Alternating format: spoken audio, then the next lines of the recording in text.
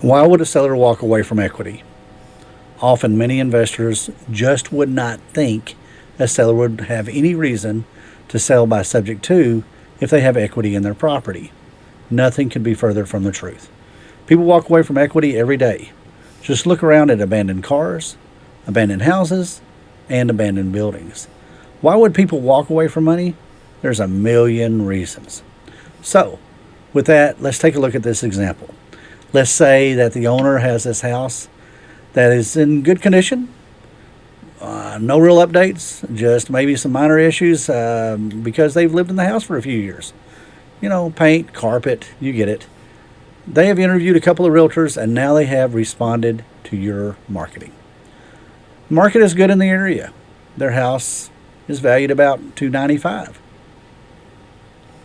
Their loan balance, let's say it's $265. So the equity in that house is $30,000. Why would they not list with a realtor and sell their house the traditional way? Okay, let's say they list with a realtor and the market price is $295,000. And let's say they agree to list at a 6% commission. In this case, that would be $17,700 in commission based upon the listing price. Now, when they sell, there's closing costs with the title company. In this example, this would be $8,850. This is the kind of expense most sellers never think of.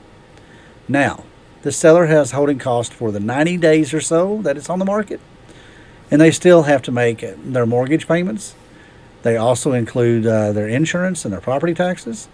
Oh yeah, they need to keep the lights on too. So, always include this in your negotiations.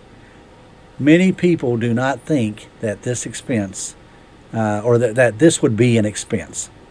In pretty much every case, any retail sale, the buyer is going to ask for repairs. Maybe some trim paint, a few windows that need to be caulked, the HVAC needs to be serviced, and the replacement of that squeaky turbine on the roof. That can be just fixed with a shot of oil, but they want it replaced. So let's just say several little things add up to $5,000. So now let's add all their expenses together. And this number comes up to $39,550. Most realtors will already provide the seller with a net sheet, which is a spreadsheet that would include all these numbers. But remember, many realtors will not spend a lot of time going over their expenses because they just want to get the listing and deal with the bad news later. When you're talking with the seller, you can ask them if they interviewed with a realtor. And don't be shy about asking them to see that net sheet. This will show them that you have their best interests at hand. Now, we need to remember that the mortgage is still at $265,000, which sounded pretty good at the beginning, until the seller comes to the conclusion that their equity just flew out the window. That $30,000 just vanished. And now, the seller is $9,950 in the hole that they will need to bring that money to the table to sell. Yes, this will have to have them writing a check at the closing table, and this happens a lot. This makes your offer of creative financing or subject to a very attractive alternative to listing or for instead of listing with a realtor. This is how you need to be prepared when you go talk to the seller.